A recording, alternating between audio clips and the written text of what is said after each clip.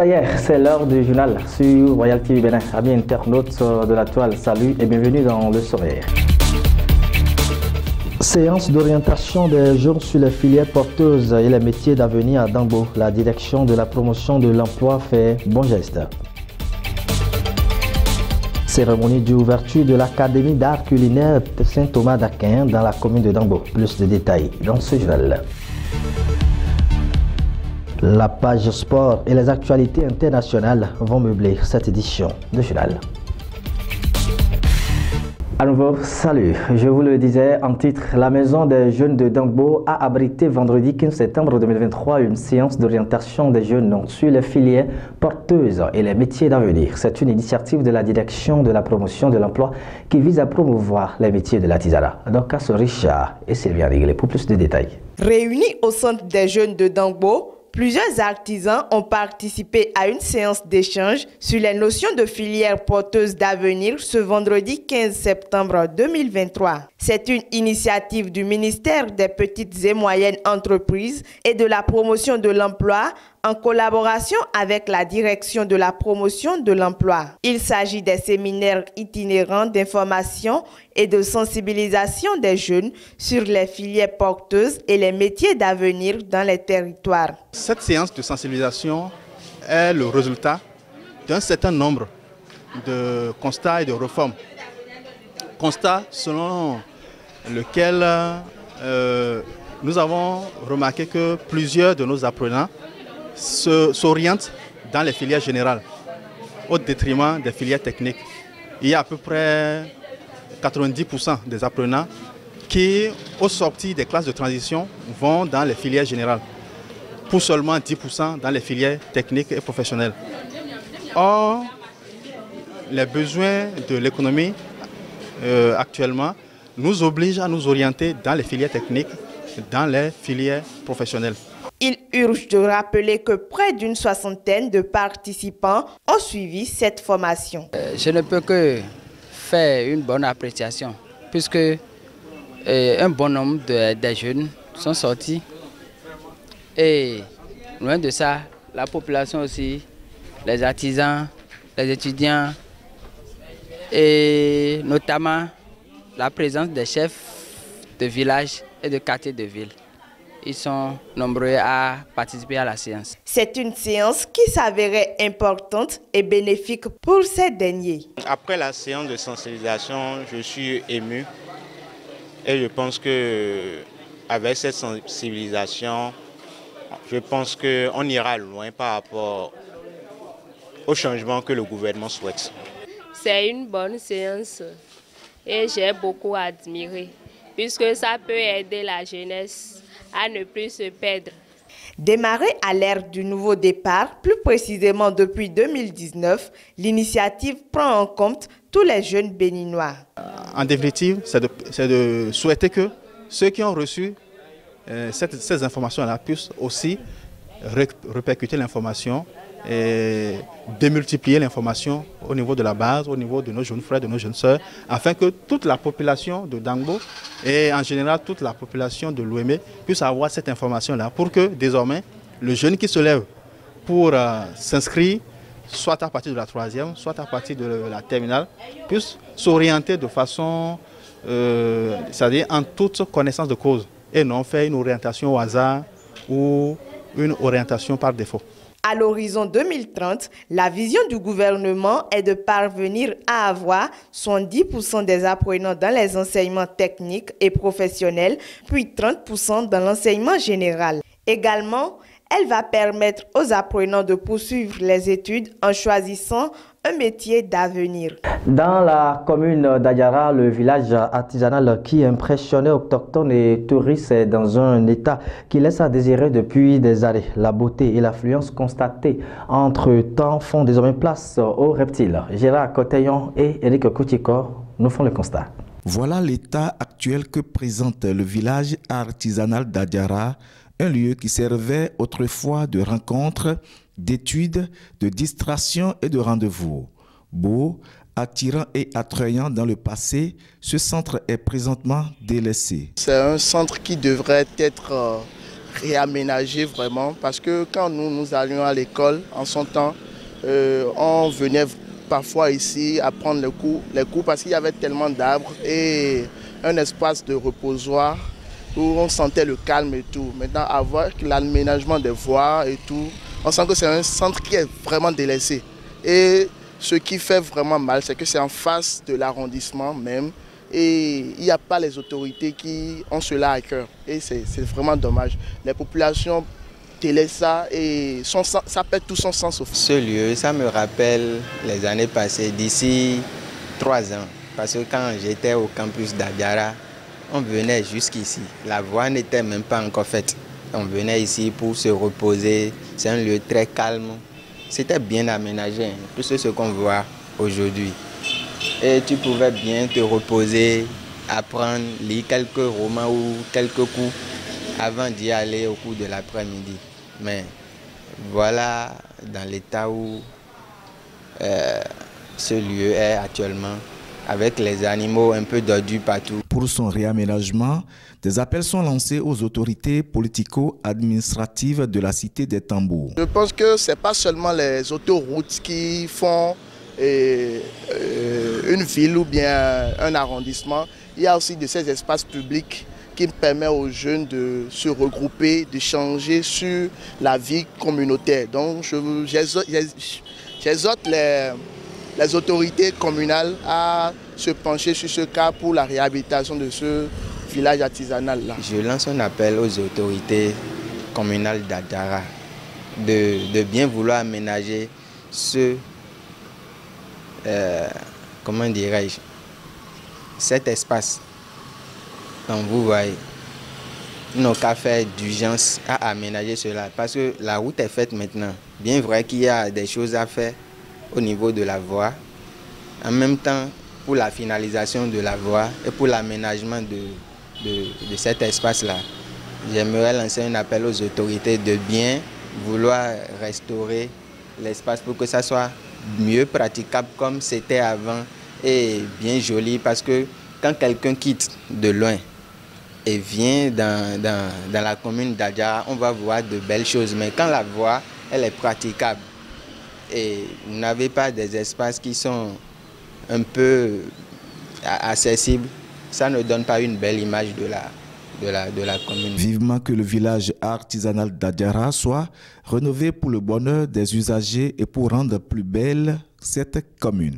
C'est désormais une chose faite dans la commune de Dangbo, une académie professionnelle pour une formation de qualité. Il s'agit bien évidemment de l'Académie des arts culinaires Saint-Thomas d'Aquin, le tout premier centre de formation professionnelle en hôtellerie, restauration et tourisme dans la dite commune. La cérémonie d'inauguration a eu lieu le lundi 11 septembre 2023. Suivez le point dans ce reportage signé Dokas Orisha et Sylvain Aniglé. Un tout nouveau joyau du Savoie a vu le jour dans la vallée de l'Ouémi. La commune de Dangbo a connu son tout premier centre de formation professionnelle en hôtellerie-restauration. Il s'agit de l'Académie d'art culinaire Saint-Thomas d'Aquin. La cérémonie d'ouverture a eu lieu dans l'après-midi du lundi 11 septembre 2023. Notre cours de formation est à la portée de la bourse moyenne avec un clin d'œil aux sociaux qui vont bénéficier des réductions.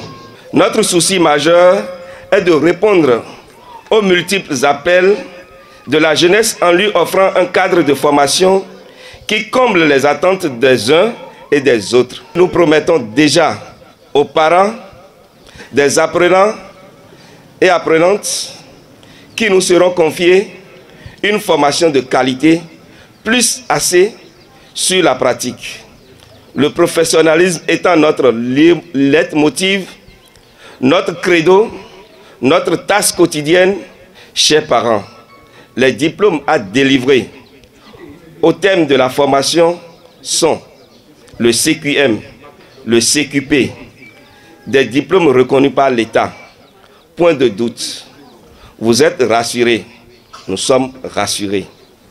Nos remerciements à tous ceux qui sont venus ici aujourd'hui. Cette initiative appréciée par tous apporte un de plus dans le monde de l'hôtellerie-restauration pour la commune. Je voudrais vous souhaiter la bienvenue et féliciter le promoteur. de ce centre pour cette noble initiative.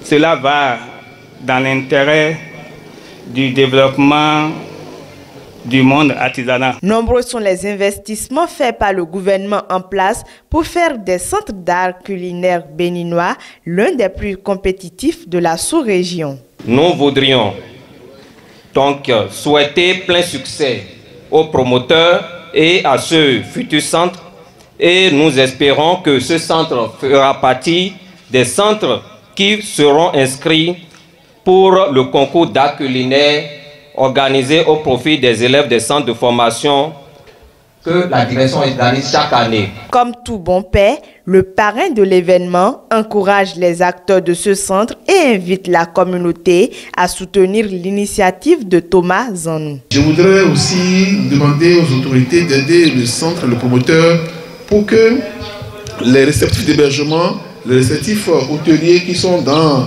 de proximité, puissent accompagner ce mouvement-là. Parce que Saint Thomas d'Aquin n'a pas tout le dispositif, tout le kit pour s'exprimer. Mais avec le partenariat des hôtels de la zone qui peuvent accueillir les apprenants, il pourra mieux s'exprimer. Coupure de ruban, suivi d'une collation, ont mis le rideau sur cette cérémonie honorée par la forte présence des autorités départementales et communales. Bouclons la page nation avec le sport. L'esplanade de l'Assemblée nationale a servi de cadre pour la cérémonie de remise de matériel à la Fédération béninoise d'escrime. Un geste du Comité national olympique et sportif béninois grâce à l'appui de la solidarité olympique dans son volet activité continentale aux fédérations. C'était le mercredi 13 septembre 2023. 3 pistes et un écran de score d'escrime validés par la Fédération internationale d'escrime sont les matériels offerts par le bureau exécutif du Comité national olympique et sportif béninois.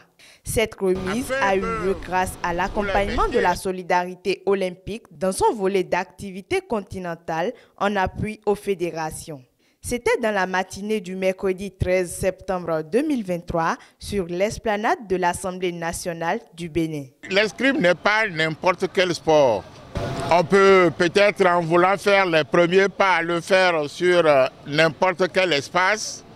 Mais si vous voulez faire d'escrime, on doit vous voir sur une piste d'escrime et votre arme en main. C'est un monsieur d'un dynamisme particulier, votre président. Il a dit qu'avec les membres de l'exécutif de sa fédération, ils ont tout mis en œuvre pour se faire accepter par le comité olympique. Cette initiative, qui vaut environ 10 millions de francs CFA, est d'une grande importance pour la fédération. On a commencé sans aucun matériel, on n'en avait pas un seul. On grignotait à droite, à gauche, on négociait, on mendiait presque. Et l'année dernière, le président Minavoa a vu une fois encore nos cris. Et il a compris que nos cris de détresse sont trop. Parce que l'année dernière, on était obligé d'aller louer du matériel pour que vous puissiez tirer. Ce don de matériel donne un ouf de soulagement aux escrimeurs. C'était une immense joie pour moi quand j'ai appris que la Fédération béninoise d'escrime nous a offert 3 pistes d'escrime. C'était une immense joie pour moi. Je suis très content parce que dans les années antérieures, en 2019 ou en 2021, on utilisait les tapis bleus. Les fois passées, on avait prêté les matériels au Togo et puis c'était pas très chiant. On n'était pas, en tout cas, je ne sais pas quoi dire. Ouais, c'était pas le confort. C'était l'occasion pour le président de la Fédération béninoise d'escrime de procéder au lancement des championnats nationaux d'escrime édition 2023.